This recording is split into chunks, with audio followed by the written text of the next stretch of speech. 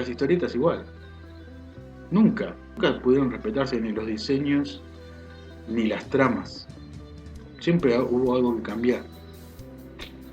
Entre lo que cambiar, me río porque lo recuerdo, de las idiosincrasias, ¿no? Parece que estaban, cuando construían un personaje, obviamente, para que se pueda mover un personaje historieta, un superhéroe, había que ponerlo en un entorno o mágico, ¿no? Como Thor o el Príncipe en Amor, o que fuera millonario. Y si era millonario, hay dos maneras de ser millonario en la vida: que lo heredes, pero para mantener la fortuna tenés que vos laburarla, a menos que tengas tanta plata que puedas gastar todos los días 4 millones de dólares y no te afecte al bolsillo. Y ahí tenemos a dos empresarios, a Tony Stark, iba a decir a Adam West, y a Bruce Wayne. Y digo esto de Adam West porque lo que uno no se da cuenta a veces es el trasfondo que hay. A mí no me gusta hoy la serie de Adam West. Cuando era chiquito obviamente la disfrutaba, de sus villanos y todas esas cosas. Y obviamente tenía muy claro quién era el malo y quién era el bueno. Lo bueno era la tía Harriet, el Alfred, el comisionado Gordon, el jefe ese que no me acuerdo cómo se llamaba, Robin y Batman. Lo demás era malo.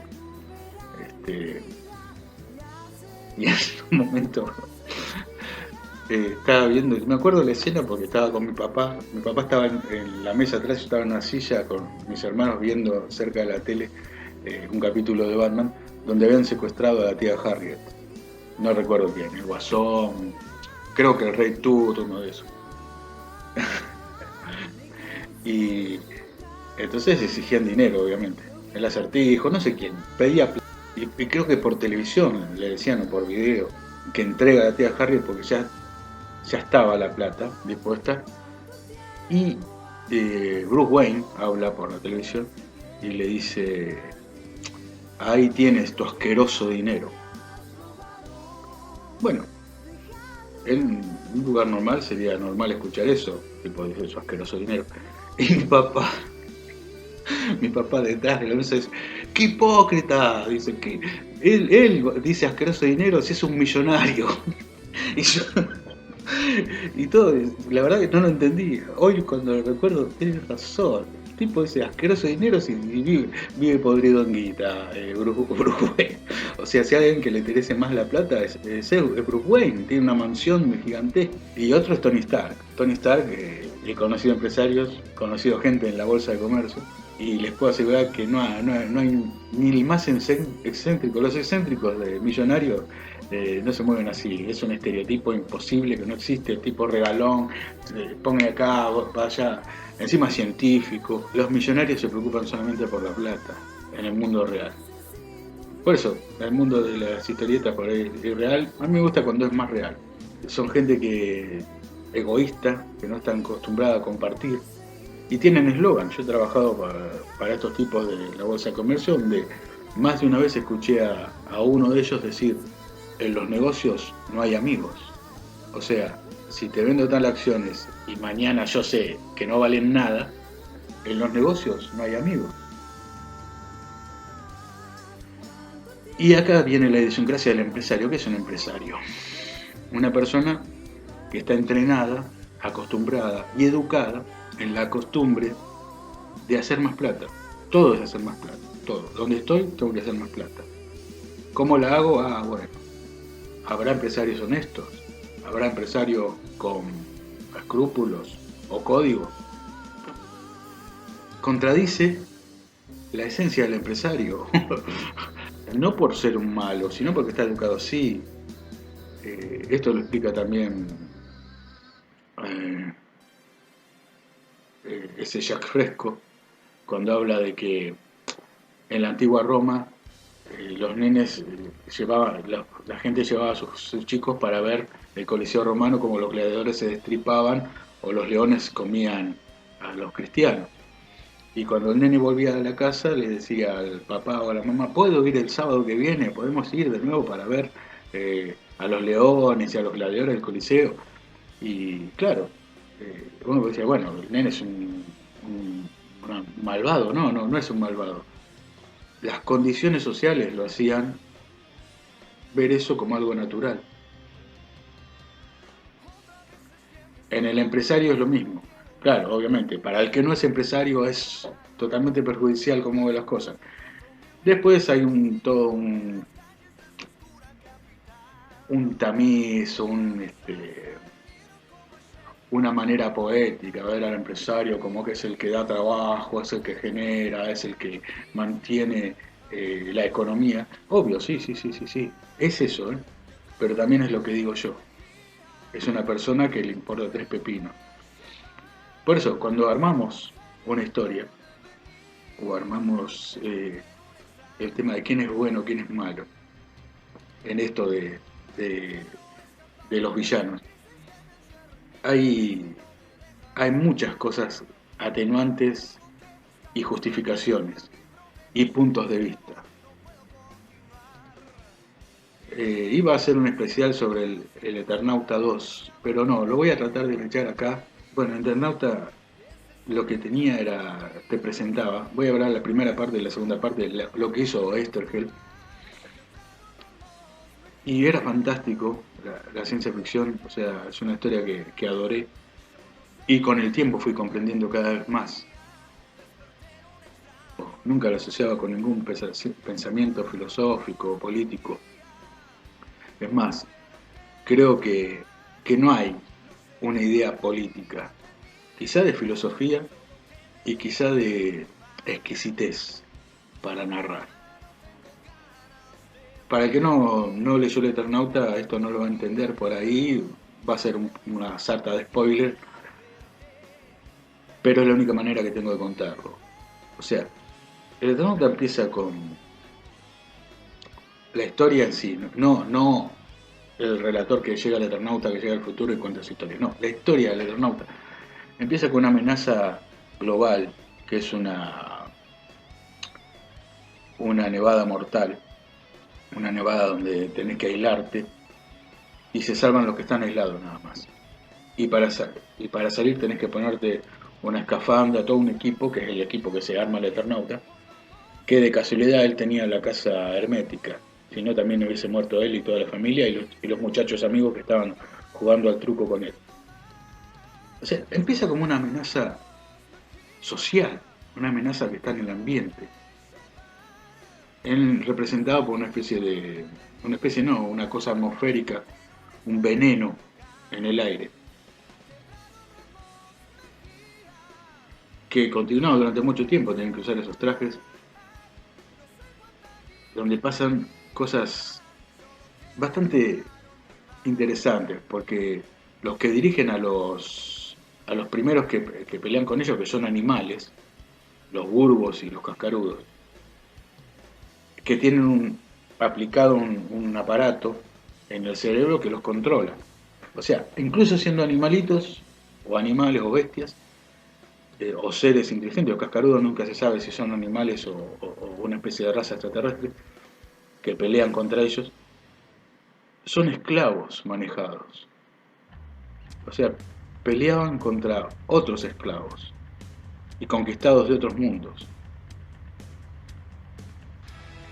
Entonces llegan hasta el tiempo de que son capturados. Primero hay una cosa, cuando llegan a cancha de River hay un combate contra las alucinaciones. La otra cosa anecdótica. Una especie de arma que te crea alucinación, te hace ver cosas que no son. Es muy interesante. O sea, algo que te engaña, un arma de engaños, que te hace creer cosas que no son. Westergel estaba, creo que era un adelantado en muchas décadas a todo. Después de eso, caen prisioneros en misión de uno de los lugartenientes del ejército invasor, que son los manos. Pero los manos también eran controlados. No tenían ese coso en la cabeza del teledirector, que una vez que te lo enchufaban pasabas a ser un hombre robot, un esclavo total de estos que te controlaban con un teclado.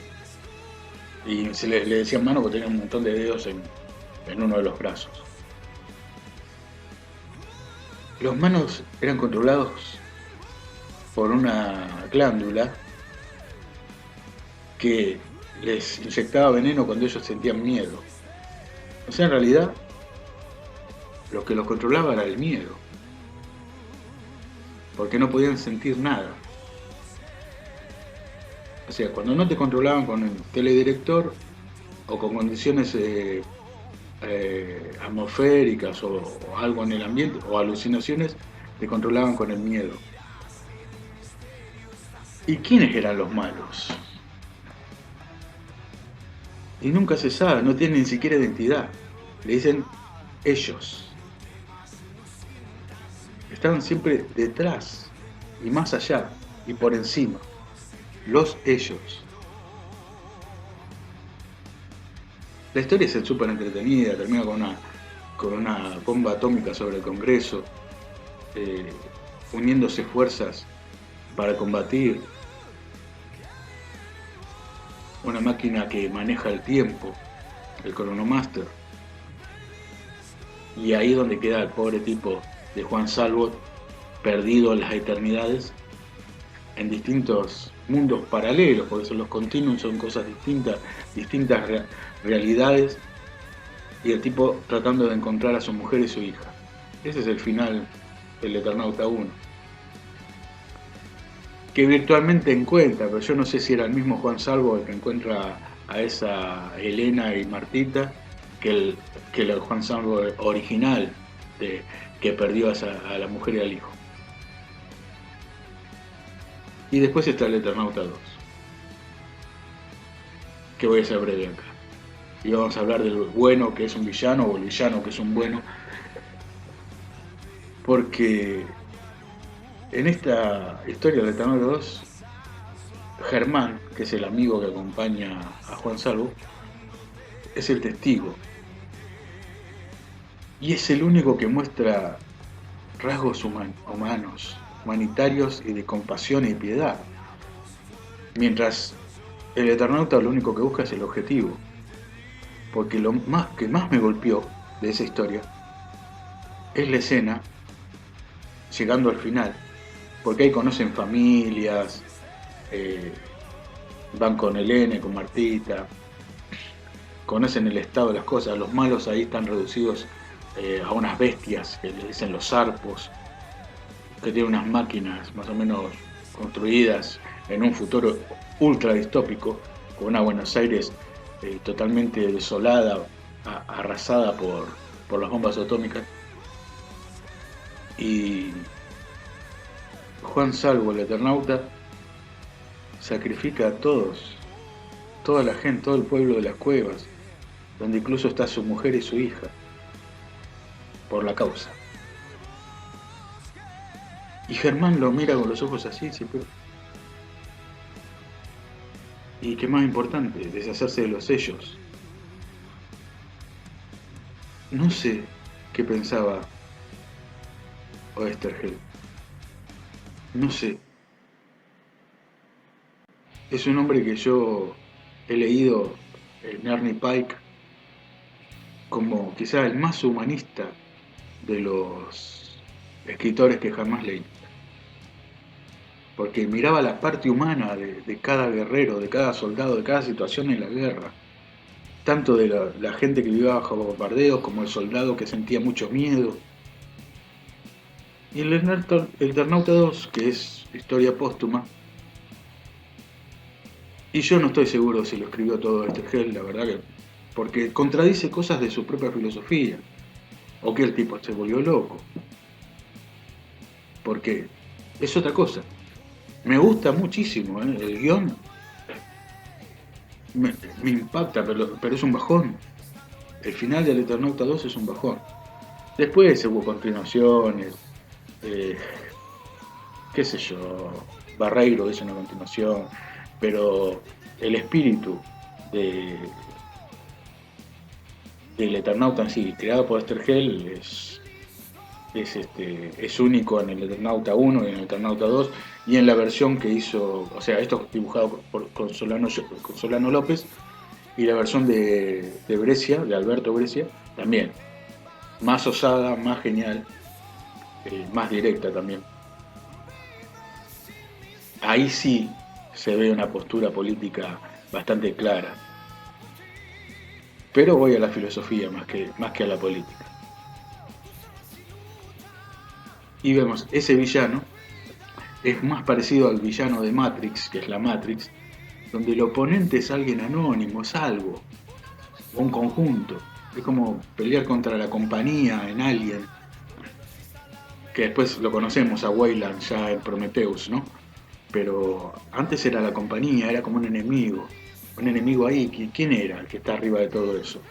Es como hoy los grandes magnates que no los conocemos, que supuestamente no, son más poderosos que los políticos e inciden en las decisiones de los políticos. A eso creo que es darle complejidad al oponente, al adversario de nuestro protagonista, para no hacerlo más largo todo esto. Porque, como ven, cuando uno lo va analizando se va volviendo más complejo, más complejo, más complejo. Y más interesante. Porque es fácil hacer a Pierre no doy una. Es fácil. Es fácil hacer al soy malo y me gusta hacerlo. Pero es el que menos interesa a nadie. Siempre el villano tiene que tener una historia, una profundidad, unas razones detrás. Y al final yo creo que hoy es una época donde ya no vemos villanos, ya el público se volvió mucho más exigente, mucho más observador, y creo que el relato va a inclinarse más por no ponerse mucho en decir que el otro es el malo, sino simplemente en decir, estamos del lado de este o del lado de aquel. Porque los dos tienen sus motivos, los dos tienen sus cosas, sus maneras de hacer las cosas. El bueno, a veces el Indiana Jones no tiene que jugarla todo lo legal que se quiera, y el otro oponente no tiene que ser tan perverso o malo, porque ni siquiera tiene que ser malo, simplemente dedicarse a estar en contra de lo que quiere lograr el protagonista. Así que, bueno, simples reflexiones sobre los villanos, para los que les puedan servir, para lo que se pueda utilizar, y bueno, a trabajar en ello. Hasta luego, chicos, chicas y chiques.